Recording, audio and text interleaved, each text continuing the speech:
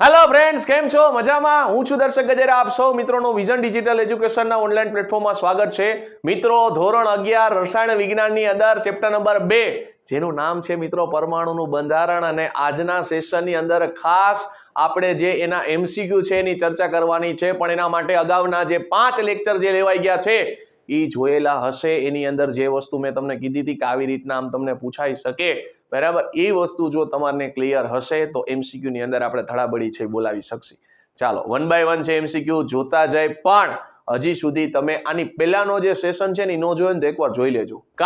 તો કે મેં તમને કીધું હતું કે આની અગાઉનો જે સેશન હતો ને એની અંદર આપણે ક્વોન્ટમ આંક છે એની ચર્ચા કરી હતી, ને એના MCQ છે અવારનવાર તમને પૂછાય છે એની આપણે ચર્ચા કરેલી હતી. એટલે ખાસ આની અગાઉનો લેક્ચર તમે નો જોયો હોય તો એકવાર જોઈ લેજો, જેથી કરીને ક્વોન્ટમ આંક પણ ક્લિયર થઈ જાય અને એના રિલેટેડ જે MCQ પૂછાય છે એ પણ આવડી જાય.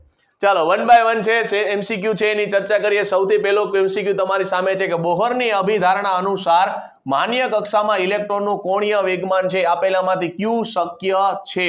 નથી એવું નથી, અવારનવાર એવું ન પૂછ્યું હોય કે ભાઈ શક્ય નથી, પૂછડું જોવું. અહીંયા વખતે પૂછ્યું છે શક્ય છે. તો કોણીય વેગમાન કેટલું હતું મિત્રો? આપણે કીધું હતું NH/2π છે એના ગુણકની અંદર હોય. n એટલે કોણ? તો કે મુખ્ય ક્વોન્ટમ આંક છે, બરાબર. NH છે /2π છે એના ગુણકની અંદર આવેલું હોય. હવે આપણે એક કિંમત લઈ લઈએ. n ની કિંમત છે, હું 1 લઉં તો કેટલું થશે? 1h/2π. હવે n ની કિંમત હું 2 લઈ લઉં તો કેટલું થશે? 2h/2π. તો અહીંયા કટિંગ થાય, બગુ કટિંગ થઈ ગયું, મળ્યું કોણ? h/π. n ની કિંમત 3 લઈ લઉં તો કેટલા થશે? 3h/2π. બરાબર. n ની કિંમત 4 લઉં તો કેટલા થશે? 4h/ કેટલું થશે? 2π. તો અહીંયા બગુ કેન્સલ થશે. કેટલા બચ્યા? તો કે 2h/π.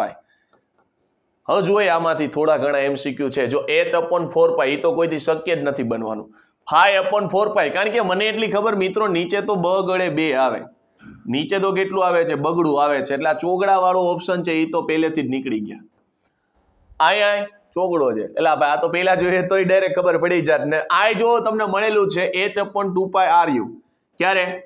n = 2, મુખ્ય ક્વોન્ટમ આંક કેટલો હોય? 2 હોય ત્યારે શક્ય બને. તો આપણો કરેક્ટ આન્સર કોણ થશે? Option number C. અહીંથી તમને ઊંધો ક્વેશ્ચન પૂછી શકે કે ભાઈ 5મી કક્ષાની અંદર કોણીય વેગમાન કેટલું હોય? તો 5મી કક્ષા હોય તો એની જગ્યાએ તમારે કેટલા મૂકવાના? 5. તો કેટલું થશે?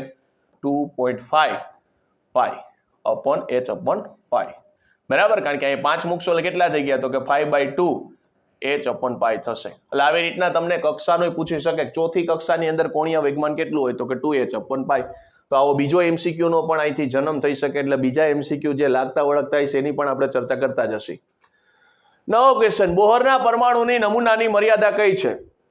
બોહરના નમૂના કઈ હતી? તો કે પેલું છે જીમેન અસર છે એ સમજાવી શકતો નહોતો, તો કે હા, આ સાચું હતું. પછી વર્ણપટમાં ડબલેટ છે એ સમજાવી શકતો નહોતો, તો કે હા. પરમાણુઓ વચ્ચેના રાસાયણિક બંધથી અણુઓ બનાવવા ઉપાય વિશે કોઈ પણ માહિતી આપતો નહોતો, તો કે હા. તો આ ત્રણેય વસ્તુ થતી હતી. તો આપેલ જવાબ કોણ આવશે? તો આપેલ તમામ. અને એના સિવાયની એક બીજી મર્યાદા હતી કે બોહરનો પરમાણુ નમૂનાની મદદથી હાઇડ્રોજન સિવાયના જે અન્ય પરમાણુ હતા એના વર્ણપટ સમજાવવામાં કોણ જતું હતું? તો કે સમજાવવામાં નિષ્ફળ નીવડતા હતા. તો આ ચોથી એની મર્યાદા હતી, પણ ધ્યાનમાં રાખજો. અત્યારે આપણો જવાબ કોણ આવશે? ઓપ્શન નંબર D, આપેલ તમામ.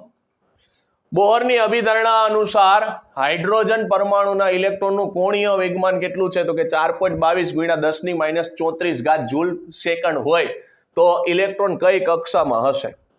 અહીંયા મિત્રો તમને કોણીય વેગમાન આપેલું છે. કોણીય વેગમાન એટલે MVR. આપણે કીધું તો કોણીય વેગમાન હંમેશા કેટલું હશે?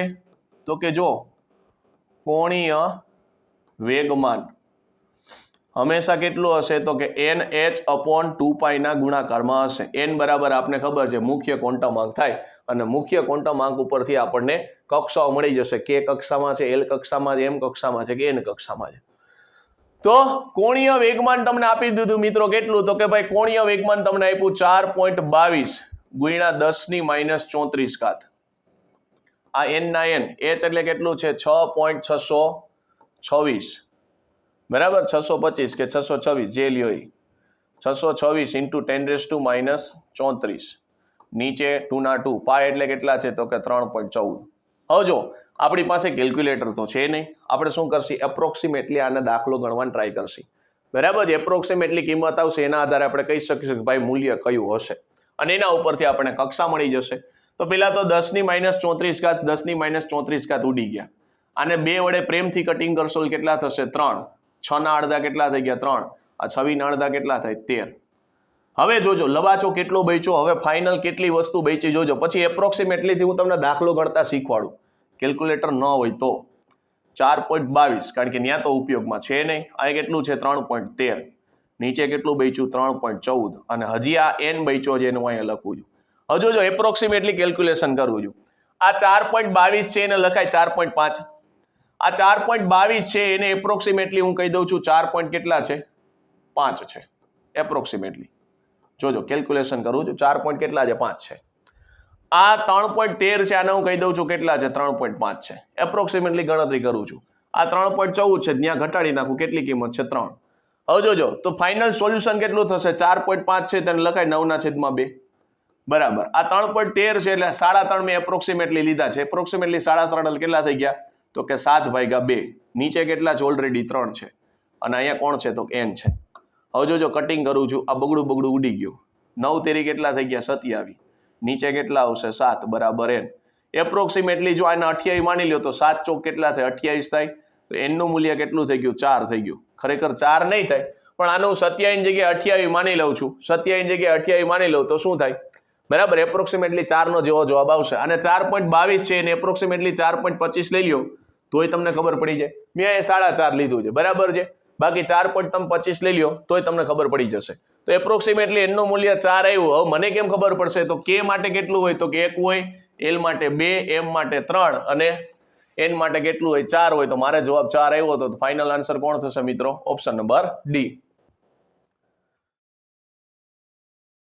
નવો ક્વેશ્ચન નીચેનામાંથી કયા શેમાં ઇલેક્ટ્રોન પ્રોટોન અને ન્યુટ્રોનની સંખ્યા અનુક્રમે 10 8 8 હોય બરાબર. હવે ઇલેક્ટ્રોન પ્રોટોન અને ન્યુટ્રોન ચાલો તો આ 10 શું થઈ ગયા મિત્રો 10 થઈ ગયા ઇલેક્ટ્રોન.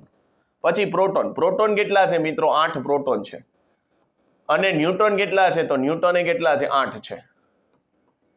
મને એટલી ખબર પડે મિત્રો પ્રોટોન અને ન્યુટ્રોનના સરવાળાને શું કહેવાય મિત્રો તો કે પ્રોટોન અને ન્યુટ્રોનના સરવાળાને આપણે એટલે કે A = આપણે આવું કહીએ છીએ P + N પરમાણુ ભાર.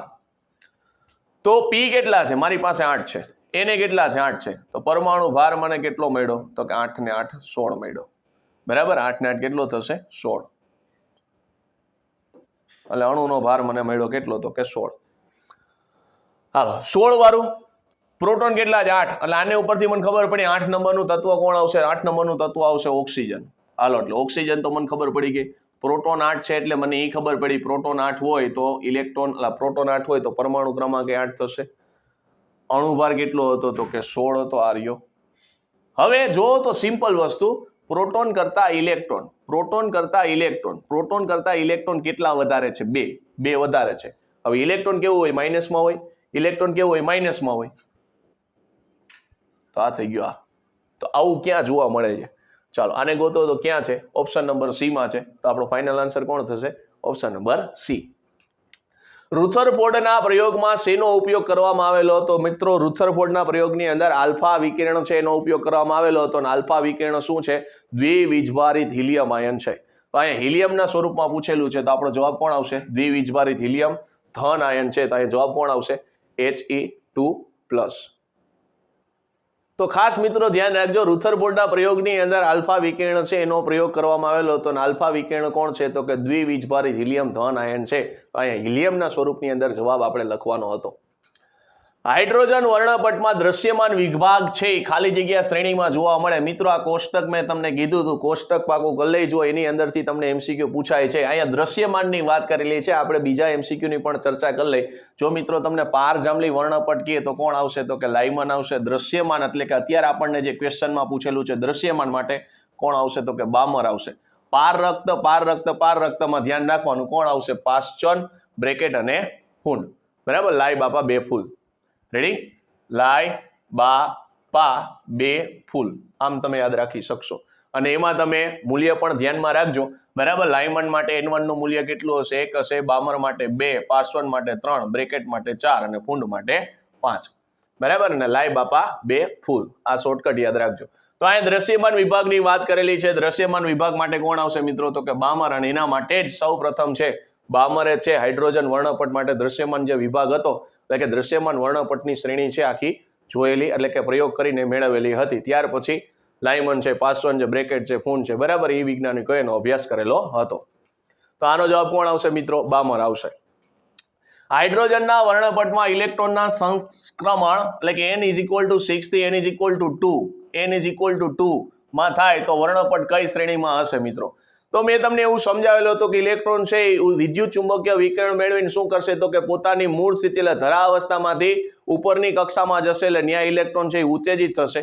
અને ન્યાથી જ્યારે પોતે પાછો મૂળ અવસ્થામાં આવે છે ત્યારે ઇલેક્ટ્રોન એટલે કે પોતાની અંદરથી વર્ણપટ એટલે કે વિદ્યુત ચુંબકીય વિકિરણ જે એની આવૃત્તિ જે શોષેલી હોય એનું શું કરશે? તો ઉત્સર્જન કરશે. અને ઉત્સર્જન કરશે એટલે એના કારણે શું રચાય છે મિત્રો? વર્ણપટ રચાય છે. તો અહીં કીધું છે છઠ્ઠામાંથી કયા બીજા સ્તરની અંદર આવે છે? બીજા સ્તરમાં આવે તો હમણાં જ મેં કીધું હતું લાય બાબા 2 ફૂલ, લાય બા માં કેટલા હોય મિત્રો? 2 આવે. તો આની અંદર કોણ આવશે? તો કે બામર આવશે. બામર ક્યાં છે? ઓપ્શન નંબર બી માં છે. તો આમાં ખાસ ઈ ધ્યાન રાખવાનું, છેલ્લું કોણ છે? છેલ્લું 2 આપેલું છે, 2 માં કોણ આવે? બામર આવે. બરાબર. લાયમન માટે 1, પાસવાન માટે 3, બ્રેકેટ માટે 4 ને ફૂન માટે 5. તો આ પણ ધ્યાનમાં રાખજો. નીચેના વિધાનો સાચા માટે ટી અને ખોટા માટે એફ છે, એના માટે સાચો વિકલ્પ તમારે કહેવાનો છે. જમ્બો ક્વેશ્ચન તમારી સામે છે. 4 સ્ટેટમેન્ટ છે ને એના આધારે તમારે નક્કી કરવાનું છે કે આ 4 ના આધારે શું થશે. તો પેલું મિત્રો તમારી પાસે છે કે આવૃત્તિ વધારે તેમ શું છે મિત્રો? તો કે આવૃત્તિ વધારે તેમ છે એ તરંગ લંબાઈ છે ઓછી છે. તો જોઈએ, આપને ખબર છે મિત્રો ન્યુ = શું થાય? તો કે c/λ થાય. c/λ થાય. તો અહીંથી મને ખબર પડી ન્યુ ચલે છે 1/λ. તો આવૃત્તિ વધે તો લેમડા ઘટે, અને આવૃત્તિ ઘટે તો લેમડા વધે, કારણ કે બે એકબીજાના વ્યસ્ત પ્રમાણમાં છે. બે છે એકબીજાના શું છે મિત્રો? વ્યસ્ત પ્રમાણમાં છે. તો આવૃત્તિ વધે તો તરંગ લંબાઈ ઘટે. તો આ વિધાન સાચું છે. હવે આવૃત્તિ વધે એમ ઉર્જા વધે તો આપણને એ ખબર છે = શું છે મિત્રો? h ન્યુ છે. તો આપણે ડાયરેક્ટ કહી શકીએ કે ભાઈ ઉર્જા છે એ આવૃત્તિના કેવા છે? સમપ્રમાણમાં છે. તો આવૃત્તિ વધશે તો ઉર્જા વધશે, આવૃત્તિ ઘટશે ઉર્જા ઘટશે. તો અહીંયા વધે છે તો ઉર્જા કેવી છે? ઓછી કીધી છે. આ વિધાન કેવું થશે? ખોટું. એટલે એફ. આવૃત્તિ વધે એમ ઉર્જા વધે, હમણાં સમજાયું, તો આ વિધાન સાચું છે. આવૃત્તિ વધે એમ તરંગ લંબાઈ વધે નહીં ઘટે આવે, તો આ વિધાન કેવું છે? ખોટું. ચાલો TF ક્યાં છે? ઓપ્શન નંબર એ ની અંદર છે. તો આપણો ફાઇનલ આન્સર કોણ થશે? ઓપ્શન નંબર એ. આગળ જોઈએ,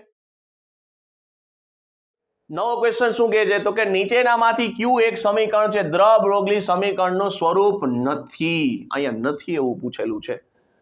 તો દ્ર બ્રોગલીનું સમીકરણ શું હતું મિત્રો? તો દ્ર બ્રોગલીનું સમીકરણ હતું λ = h/p. ચાલો, p એટલે કોણ થાય મિત્રો? વેગમાન થાય. વેગમાન એટલે કોણ થશે? તો mv. ચાલો, એમને ઉપર મોકલી દો એટલે જો આ સ્વરૂપ તમને મળ્યું. એમને ઉપર મોકલી દેશો કેટલા થશે? λ m = h/v.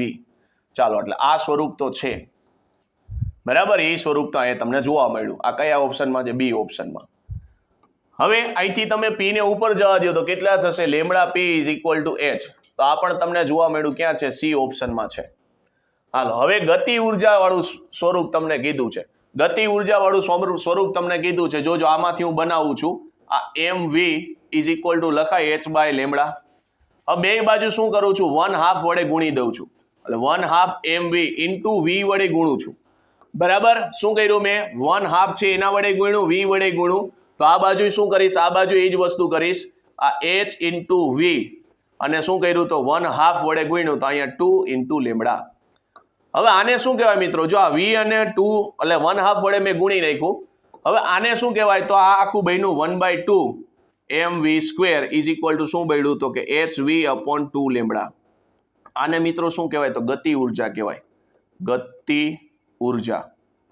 તો ગતિ ઉર્જા = શું મળ્યું? તો કે hv/2λ. ચાલો, આવું ક્યાં છે? આ ડી ઓપ્શનમાં કદાચ હશે. આ hv/2λ એટલે આ ડી ઓપ્શનમાં છે. તો મને એટલી ખબર પડી ઓપ્શન નંબર બી પણ આવે છે, ઓપ્શન નંબર સી પણ આવે છે, ઓપ્શન નંબર ડી પણ આવે છે. તો આપણો ફાઇનલ આન્સર અહીંયા તમને કીધું છે નથી. તો ફાઇનલ આન્સર કોણ થશે? ઓપ્શન નંબર એ છે, આપણો કરેક્ટ આન્સર થશે. ચાલો, રેડી? આગળ વધીએ. Na એટલે કે સોડિયમના બાહ્યતમમાં ઇલેક્ટ્રોનના 4 જે ક્વોન્ટમ આંક છે n, l, m અને s, એમાંથી નીચેનામાંથી કયું મૂલ્ય છે એ સાચું છે? તો સોડિયમની વાત કરીએ મિત્રો, સોડિયમનો નંબર કેટલો છે? 11મો છે. તો સોડિયમનો નંબર 11 છે તો શું થાય? 1s2 2s2 2p6 અને 3s1 થશે. ચાલો, તો બાહ્યતમ કક્ષા એટલે છેલ્લી કક્ષા આની વાત થાય છે. તો ત્યાં મને મળ્યું 3s અને ઇલેક્ટ્રોન કેટલો છે? 1 છે. 3, તો આ મુખ્ય ક્વોન્ટમ થઈ ગયું. તો એનનું મૂલ્ય કેટલું મળે? 3 મળે. ચાલો, એનનું મૂલ્ય 3 વાળો કેવો ઓપ્શન છે? આ તો નથી જ, આય નથી. હાલો, આર્યુ અહીંયા છે ને અહીંયા છે. હવે આપણે આગળ વધીએ થોડુંક. હવે શું કરશી? તો જો એસ છે, તો યાદ કરો મિત્રો, છેલ્લા લેક્ચરમાં મેં તમને કીધું તો SPDF અહીંયા કેટલું હોય? એલનું મૂલ્ય હશે 0, અહીંયા 1, અહીંયા 2, અહીંયા 3. ખાસ છેલ્લો લેક્ચર હજી એકવાર કહી દઉં છું, છેલ્લો લેક્ચર ન જોયો તો જોઈ લેજો, MCQ માટે બહુ કામ આવશે. તો અહીંયા એસ ની વાત થાય મિત્રો, એસ ની વાત થાય. એસ માટે તો કેટલું હોય? 0 હોય. તો એલ નું મૂલ્ય 0 થઈ ગયું. એલ નું મૂલ્ય જો આર્યુ 0 છે, અહીંયા 1 છે. આ ફાઇનલ નીકળી ગયું. કરેક્ટ આન્સર કોણ થઈ ગયો? Option number C. છતાં આપણે બીજાય ચેક કરી લઈએ. એમનું મૂલ્ય શું હતું મિત્રો? એમનું મૂલ્ય હતું +L થી -L હતું. તો અહીંયા એલ નું મૂલ્ય 0 છે, મને ખબર પડે એમનું મૂલ્ય કેટલું હોય? 0 હોય. હવે સ્પિન ક્વોન્ટમ આંકની વાત કરીએ તો કેટલા છે? અયુગ્મ ઇલેક્ટ્રોન કેટલા છે? 1 છે. તો કોણ આવે? +1/2 અથવા -1/2. એવું તમને એકમાં જ જોવા મળે છે. ચાલો, રેડી? નીચેના પૈકી મહત્તમ સ્થાયી ઇલેક્ટ્રોન રચના કઈ છે? Option A, option B, option C, option D. તો આપણે એવું એક નિયમ ભણી ગયા હતા ઇલેક્ટ્રોન રચનાની અંદર. ઇલેક્ટ્રોન છે એ મોટા ભાગે અયુગ્મને સ્વરૂપની અંદર રહેવાનું પસંદ કરે. પછી પેલા અયુગ્મની અંદર ભરાઈ જાય, પછી યુગ્મની અંદર જોડી બનશે. એવું આપણે ક્યાં જોયા હતા? જો આર્યુ હુન્ડના સિદ્ધાંતની અંદર જોયા હતા મિત્રો. સમાન ઉર્જા ધરાવતી કક્ષકોની અંદર ઇલેક્ટ્રોન શક્ય હોય ત્યાં સુધી અયુગ્મિત રહેવાનું વલણ ધરાવે છે. બરાબર? અયુગ્મિત એટલે બધાની અંદર એક સરખા, અને પછી યુગ્મિતમાં કન્વર્ટ થશે ધીમે ધીમે. તો એવું તમને ક્યાં જોવા મળે છે? ઓપ્શન નંબર સી ની અંદર જોવા મળે છે. તો આપણો કરેક્ટ આન્સર કોણ થશે? Option number C. બાકીને એ પણ જોઈ લેજો. કોઈ પણ કક્ષકની અંદર વધુમાં વધુ કેટલા? તો કે વધુમાં વધુ 2 ઇલેક્ટ્રોન છે એ સમાવી શકાય છે. અથવા તો એવું કહી શકાય એક જ પરમાણુની અંદર કોઈ પણ 2 ઇલેક્ટ્રોનના ચારેય ક્વોન્ટમ આંક છે કદાપી છે સમાન ન હોય. આ નિયમ કોણ આપ્યો હતો? તો કે પોલીનો નિષેધ નિયમ છે. અને આવું શું કીધું હતું? તો કે ઇલેક્ટ્રોન છે એ પેલા સૌથી ઓછી કક્ષાની અંદર, જેની કે ઉર્જા જેની ઓછી હશે એની અંદર છે ઇલેક્ટ્રોન દાખલ થશે, અને પછી વધારે ઉર્જાની અંદર ક્રમશઃ દાખલ થશે. અને એના માટે આપણે કુલ ઉર્જાનું મૂલ્ય પણ ગોઈતું હતું છેલ્લા લેક્ચરની અંદર. કેટલું? N+L થાય. બરાબર ને? એના અંદર આપણે સ્પેશિયલ કેસ પણ જોયા હતા. એમાં અપવાદની અંદર હાઇડ્રોજનને બાદ કર્યો હતો. અહીંયા લખ્યું છે જો, હાઇડ્રોજનને આપણે બાદ કરેલો. તો આપણે કીધું હતું કે જેની અંદર N+L નું મૂલ્ય ઊંચું હોય એની ઉર્જા વધારે થશે. પણ એમાં પાછા કેસ હતા ઘણા એવું કે સાહેબ N+L નું મૂલ્ય સમાન આવે તો આપણે એવું કીધું હતું N નું મૂલ્ય પછી જોવાનું. જેમાં N નું મૂલ્ય મોટું હોય એ શું થશે? તો કે એની અંદર ઉર્જા છે એ વધારે જોવા મળશે. બરાબર? આની આપણે છેલ્લા લેક્ચરની અંદર ચર્ચા કરેલી હતી અને આપણે કીધું હતું એના રિલેટેડ તમને MCQ પણ પૂછાઈ જાય. કોઈ પણ પરમાણુ છે એટલે કે પરમાણુની અંદર 2 ઇલેક્ટ્રોનના ચારેય ક્વોન્ટમ આંક છે એ કદાપી સમાન હોતા નથી. આ નિયમ કોને આપ્યો? હમણાં જ આપણે ચર્ચા કરી હતી મિત્રો. કેનો? તો કે પોલીનો નિષેધ સિદ્ધાંત. એટલે કે ઓપ્શન નંબર એ છે એ કરેક્ટ છે. જો હમણાં જ આપણે અહીંયા જોયું હતું. બરાબર? પોલીનો નિષેધ સિદ્ધાંત છે એમાં આપણે કીધું હતું ચારેય ક્વોન્ટમ આંક છે કદાપી સમાન ન હોય. તો આનો કરેક્ટ ઓપ્શન કોણ થશે? ઓપ્શન નંબર એ. નીચે દર્શાવેલ કક્ષકોમાં કોઈ ઇલેક્ટ્રોન રચના છે એમાં આવબાવના સિદ્ધાંતનો ભંગ થાય છે. આવબાવ શું કીધું હતું મિત્રો? તો કે ઓછી ઉર્જા હોય એની અંદર સૌથી પહેલા ઇલેક્ટ્રોન છે દાખલ થાય, પછી ક્રમશઃ વધુ ઉર્જાની અંદર ઇલેક્ટ્રોન છે દાખલ થશે. તો આની અંદર જો તો 2s ની ઓછી ઉર્જા હોય, 2p ની વધારે હોય. કારણ કે આમાં N+L નું મૂલ્ય ગોતશો તો કેટલું થાય? 2 થાય. આમાં કેટલું થાય? 3 થાય. કારણ કે 2 એટલે મુખ્ય ક્વોન્ટમ આંક 2 છે અને L નું મૂલ્ય કેટલું છે? 1 છે. તો ટોટલ કેટલા થશે? 3. તો આની અંદર તો સાચી છે, આની અંદર પણ સાચી છે, આની અંદર જુઓ તો આની અંદર પણ સાચી છે. પણ અહીંયા જુઓ તો પેલા ઇલેક્ટ્રોન દાખલ થઈ ગયો. તો માટે આપણે કહી શકીએ ઓપ્શન સી શું થશે? આપણો સાચો ઓપ્શન થશે. જો m = +2 હોય તો કઈ કક્ષક હશે? +2 ની વાત કરેલી મિત્રો. આપણે ખબર છે એમના મૂલ્યની છેલ્લા લેક્ચરમાં ચર્ચા કર્યા હતા. +L થી -L. +2 કીધા આર્યુ, +2 કીધા છે. +2 વાળી લાઈન જો કોણ આવે મિત્રો? ડી. ચાલો, ડી ક્યાં છે? ઓપ્શન નંબર સી માં છે. બાકીના આપણે ઓલરેડી ચર્ચા કરી ગયા હતા. +1 હોય બરાબર તો કોણ હશે? તો કે P કક્ષક હશે. +3 હોય તો કોણ આવે? F કક્ષક આવે. +4 હોય તો કોણ આવે? G. એટલે +4 થી -4. બરાબર? આ ચર્ચા ઓલરેડી કરી ગયા હતી. કયા ક્વોન્ટમ આંકથી કક્ષકોને sp-df છે એના વડે દર્શાવવામાં આવે છે? કયો ક્વોન્ટમ આંક મિત્રો? તો કે ગૌણ ક્વોન્ટમ આંક. કયો? તો કે મિત્રો L. એના વડેથી આપણે sp-df છે એ દર્શાવી શકીએ છીએ. જ્યારે ઇલેક્ટ્રોન છે ઊંચા શક્તિ સ્તરમાંથી નીચા શક્તિ સ્તરમાં જાય છે ત્યારે શું થાય છે મિત્રો? તો કે ઉર્જાનું છે ઉત્સર્જન કરે છે. જે વિદ્યુત ચુંબકીય વિકર્ણ દ્વારા છે ઉર્જા શોષેલી હોય એનું શું થાય છે? તો કે ઉત્સર્જન કરે છે. તો ઉર્જાનું ઉત્સર્જન કરે છે. ક્યાં છે? ઓપ્શન નંબર બી માં છે. બરાબર, આપણે ઓલરેડી સમજી ગયા છે. પછીનો ક્વેશ્ચન શું કહે છે? તો ઓક્સિજન પરમાણુની પી કક્ષામાં કુલ કેટલા અયુગ્મિત ઇલેક્ટ્રોન હોય? તો ઓક્સિજનની વાત કરેલી છે. ઓક્સિજનનો પરમાણુ કેટલો છે મિત્રો? ઓક્સિજનનો પરમાણુ છે 8. ચાલો ઓક્સિજનની વાત કરીએ તો કેટલા થશે? 1s2 2s2 2p4. ચાલો કેટલા થઈ ગયા? 8 થઈ ગયા. હવે આપણે પી કક્ષકની વાત કરીએ તો પી કક્ષકની અંદર 4 ઇલેક્ટ્રોન છે. પહેલા તો આપણે આવબાવે કીધું હતું કે ભાઈ અયુગ્મિતની અંદર ગોઠવાયો. ચોથો ઇલેક્ટ્રોન આવશે તો અહીંયા ગોઠવાશે. તો અયુગ્મિત ઇલેક્ટ્રોન કેટલા જોવા મળ્યા? અયુગ્મિત ઇલેક્ટ્રોન છે 2 જોવા મળ્યા. ચાલો 2 ક્યાં છે? ઓપ્શન નંબર સી માં છે. તો આપણો સાચો આન્સર કોણ થશે? Option number C. આવા ક્વેશ્ચન તમને પૂછી શકે. 4d ઇલેક્ટ્રોન માટે ક્વોન્ટમ આંકનો સાચો સેટ કયો છે? ચાલો 4d માટે વાત કરેલી છે તો ભાઈ એનું મૂલ્ય તો તમને ખબર પડી ગઈ કેટલું છે? 4. ભાઈ યાદ કરો, s p d f. s માટે 0, p માટે 1, d માટે 2 અને f માટે 3. તો d માટે કેટલું હશે? 2. આર્યો. તો l કેટલો થઈ ગયો? 2. ચાલો 4 ને 2, અહીંયા 3 છે, અહીંયા પણ 3 છે, અહીંયા 4 ને 2 છે. આ બે ઓપ્શન ભૂલથી ટીક કરવા નહીં. m નું મૂલ્ય કેટલું આવે મિત્રો? આપને ખબર છે m નું મૂલ્ય +l થી -l આવે તો 2 છે તો કેટલા આવશે? +2 +1 પછી 0 પછી -1 અને -2. ટોટલ 5 આવશે. -2 આટલા m ના મૂલ્ય આવશે. સ્પિન ક્વોન્ટમ આંકની વાત કરીએ તો કેટલો હોય? +or-1/2. ચાલો હવે આવો ઓપ્શન ક્યાં છે? તો બી અને ડી ઓપ્શન જ જોવાના છે. બી અને ડી ઓપ્શન જોશો તો આની અંદર તમે જુઓ એમ, આ તો 4 2 અહીં છે, 4 2 અહીં છે. હવે આ એટલે એમ ચુંબકીય ક્વોન્ટમ આંક. એમ નું મૂલ્ય કેટલું છે? +2 થી -2 હોય તેમાં +1 આવે તો આ સાચું છે. અહીંયા પણ +1 છે, આ સાચું છે. છેલ્લે સુધી ટક્કર લીધી. સ્પિન ક્વોન્ટમ આંક કેટલો હોય? +or-1/2 અહીંયા દેખાય છે. અહીંયા જ્યારે 0 છે તો આ ઓપ્શન નહીં આવે. તો ફાઇનલી નીકળી ગયો ઓપ્શન નંબર કોણ આવશે? બી આવશે. રેડી? એટલે આવી ભેજામારી કરવી પડશે, માથાકૂટ કરવી પડશે, ત્યારે છેક સુધી જશો ત્યારે તમને ફાઇનલ છે આન્સર મળશે. આગળ જે નીચેનામાંથી કઈ બાબત સાચી નથી? ક્વોન્ટમ આંક આપેલા છે. હાલો n નું મૂલ્ય 4 હોય તો એના કરતા આ નાનું મૂલ્ય હોય. હાલો એ સાચું છે. n નું મૂલ્ય 4 હોય તેના કરતા નાનું મૂલ્ય હોય, સાચું છે. બબેની કમ્પેરિઝન કરો, જોઈ શકીએ. n નું મૂલ્ય 4 હોય તો l નું મૂલ્ય 4 કદાપી શક્ય ન બને. તો અહીંથી જ મને ખબર પડી કે આપણો ફાઇનલ આન્સર કોણ થશે? Option number C. આગળ વધવાની જ જરૂર નથી. પરમાણુ માટે ન્યુક્લિયર સિદ્ધાંતની સમજૂતી છે એ કોના દ્વારા અપાયેલી હતી મિત્રો? રુથરફોર્ડ, આર્સ્ટોન, નિલ્સ બોર કે જે થોમ્સન? તો ન્યુક્લિયર સિદ્ધાંતની સમજૂતી કોણ આપેલી હતી મિત્રો? તો કે રુથરફોર્ડ નામના વૈજ્ઞાનિકે છે આપેલી હતી. સોનાના વરખનો પરમાણુનો જે એટલે કે સોનાના વરખનો જે પ્રયોગ હતો જેની આપણે ચર્ચા કરેલી હતી. બિન દિશાકીય કક્ષક કઈ છે મિત્રો? પી કક્ષક છે એને તો દિશા છે, ડી કક્ષક નહીં છે, એફ ની દિશા છે, એસ ને ક્યાંય દિશા નથી. કારણ કે એસ કેવી છે મિત્રો? કક્ષક સંપૂર્ણ ગોળાકાર કક્ષક છે. તો એસ ને ક્યાંય દિશા જોવા મળતી નથી. તો આપણો ફાઇનલ આન્સર કોણ થશે? ડી.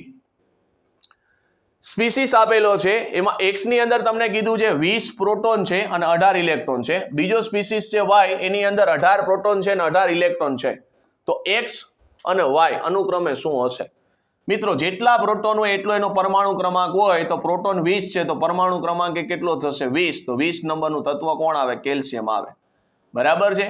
કારણ કે પ્રોટોન ને ઇલેક્ટ્રોન ને પ્રોટોન ઇલેક્ટ્રોન અને પરમાણુ ક્રમાંક હંમેશા સરખા હોય, પણ ઇલેક્ટ્રોનની લેતી દેતી થાય ત્યારે પ્રોટોનને ધ્યાનમાં રાખવાનું. હાલો અહીંયા શું કહે છે? પ્રોટોન 18 છે તો પ્રોટોન એટલો જ એનો પરમાણુ ક્રમાંક અને 18 નંબરનું તત્વ મિત્રો આર્ગોન આવે. હવે આમાં ઇલેક્ટ્રોનની કાંઈ લેતી દેતી થતી નથી તો ઇલેક્ટ્રોન એટલા જ છે. તો ઇલેક્ટ્રોનની લેતી દેતી થતી નથી તો આમાં કાંઈ પ્લસ માઇનસ કાંઈ ચાર્જ નહીં આવે. તો છેલ્લે આર્ગોન વાળું આવશે. હાલો છેલ્લે આર્ગોન વાળું નથી, છેલ્લે આર્ગોન વાળું નથી, છેલ્લે આર્ગોન વાળું છે, છેલ્લે આર્ગોન વાળું છે. તો 50% નીકળી ગયા, 50% બાકી રહ્યા. હવે શું કહે છે તો કે ભાઈ 18 ઇલેક્ટ્રોન છે. ઇલેક્ટ્રોન કેટલા છે? ઇલેક્ટ્રોન 18 છે. એનો મતલબ એવો બે વચ્ચે 2 નો તફાવત જોવા મળે છે. બે વચ્ચે 2 નો તફાવત જોવા મળે છે. હવે પ્લસ માઇનસ ખબર ન પડે તો તમારે જવાનું બાજી કોણ મારી ગયું? બાજી કોણ મારી ગયું? પ્રોટોન કે ઇલેક્ટ્રોન? બાજી કોણ મારી ગયું? પ્રોટોન મારી ગયું. પ્રોટોન કેવા હોય? પ્લસ. તો અહીં કોણ આવશે? +2. તો Ca+2 છે એ આન્સર આવશે. ક્યાં છે? ઓપ્શન નંબર એ માં છે. તો આપણો ફાઇનલ આન્સર કોણ થશે? ઓપ્શન નંબર એ. એટલે હજી એકવાર કહી દઉં તમને, પ્લસ માઇનસ ની સાઇન મૂકતા ન આવડે તો તમારે એ જોવાનું બાજી કોણ મારી ગયું.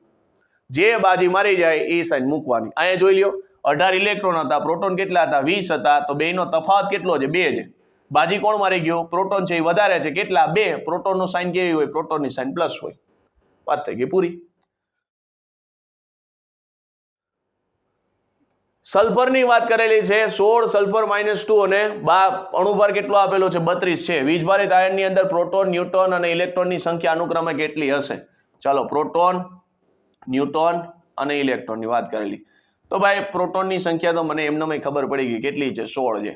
ન્યુટનની સંખ્યા જોતી હોય તો આ બેની બાદબાકી કરશો કેટલા થશે? તો કે 32 - 16 એટલે જવાબ આવશે 16. હાલો ઓપ્શન ને જોવો તો પેલા ડાયરેક્ટ આન્સર મળે છે કે નહીં? પેલા બે 16 છે. અહીં છે, અહીં છે અને અહીં છે. અહીંયા નથી એટલે આ ઓપ્શન તો ડાયરેક્ટ નીકળી જ ગયો. હવે ઇલેક્ટ્રોનની વાત કરવાની છે. તો મને ગયો તો અહીંયા બાજી કોણ મારી ગયું? ઇલેક્ટ્રોન. કેમ ખબર પડી સાહેબ? અહીંયા -2 દેખાય છે. -2 દેખાય, ઇલેક્ટ્રોન બાજી મારી ગયા. તો આના શું કરવાનું? +2 કરી નાખો ઇલેક્ટ્રોનમાં એટલે કેટલા થઈ ગયા? 18. સિમ્પલ વસ્તુ. ઇલેક્ટ્રોનની સાઇન માઇનસ છે એમનો સમજતા કે અહીંયા માઇનસ છે એટલે અહીંયા માઇનસ કરવાના. માઇનસ કરશો ને તો ભાઈ 14 જવાબ આવશે. 14 જવાબ આવશે. ઈ નો આવે. આ ધ્યાનમાં રાખવું. બરાબર. અહીંયા તો ઈ ખાલી પ્લસ માઇનસ એટલે સિમ્બોલ દેખાડે છે કે ઇલેક્ટ્રોન કે પ્રોટોન. કેન્દ્રની અંદર કોણ વધુ છે અને બહાર કક્ષકની અંદર કોણ વધારે છે. તો તમારે એ ખાલી જોવાનું બાજી મારી ગયું કોણ? ઇલેક્ટ્રોન. કેમ ખબર પડી? માઇનસ છે. તો 2 નો વધારો શેમાં થશે? આ માઇનસ આવ્યું એટલે મને ખબર પડી ઇલેક્ટ્રોનમાં વધારો થશે. જો પ્લસ હોત તો શેમાં વધારો થાત? પ્રોટોનમાં છે એ વધારો થાત. તો આમાં ઇલેક્ટ્રોનનો વધારો કર્યો તો 18 જવાબ આવશે. છેલ્લે 18 ક્યાં છે? 18 મને ઓપ્શન નંબર સી માં જોવા મળે. તો આપણો ફાઇનલ આન્સર કોણ થઈ ગયો? Option number C. L નું મૂલ્ય 1 છે અને M નું મૂલ્ય 0 હોય એવા મૂલ્ય ધરાવતી કક્ષકોનો આકાર. L ના મૂલ્ય ઉપરથી S, P, D, F. ચાલો S એટલે કોણ થાય મિત્રો? 0. P એટલે કોણ થશે? તો કે 1. D એટલે 2. F એટલે 3. ચાલો L નું મૂલ્ય 1 છે એટલે કોણ આવે? P કક્ષક આવે. P કક્ષકનો આકાર કેવો હોય મિત્રો? ડમ્બેલ આકાર હોય. ક્યાં છે? ઓપ્શન નંબર બી માં. બરાબર. ડબલ કે તો કોણ આવશે? D. એમાં L નું મૂલ્ય કેટલું હશે? 2 હશે. અને M નું મૂલ્ય 0 એટલે એ તમને કહી દો M નું મૂલ્ય ક્યાંથી હોય? +L થી -L સુધી હોય. તો અહીંયા L નું મૂલ્ય કેટલું છે? 1 છે. તો આમાં જવાબમાં આવશે +1, 0 અને -1. તો અહીંયા આની વાત થઈ છે. આ M નું મૂલ્ય આપેલું છે. જોજો. તો મિત્રો અહીંયા થેન્ક યુ ની સ્લાઇડ આવી ગઈ છે એટલે અહીંયા આપણું ચેપ્ટર પૂરું થાય છે. પણ ખાસ હજી સુધી મિત્રો તમે આગળના સેશન ન જોયા તો એકવાર જોઈ લેજો જેથી કરીને આ MCQ છે એની અંદર સોલ્વ કરવામાં તકલીફ ન પડે. પણ ખાસ હજી એકવાર કહી દો આની અગાઉનો જે લેક્ચર હતો એ ક્વોન્ટમ નંબર વાળો જે લેક્ચર હતો એ એકવાર જોઈ લેજો કક્ષકો વાળો, જેથી કરીને MCQ પૂછાય તો આપણને તકલીફ પડે નહીં. તો મિત્રો અહીંયા આપણો સેશન પૂરો કરીએ છીએ. મળીશું નેક્સ્ટ સેશનની અંદર. Thank you.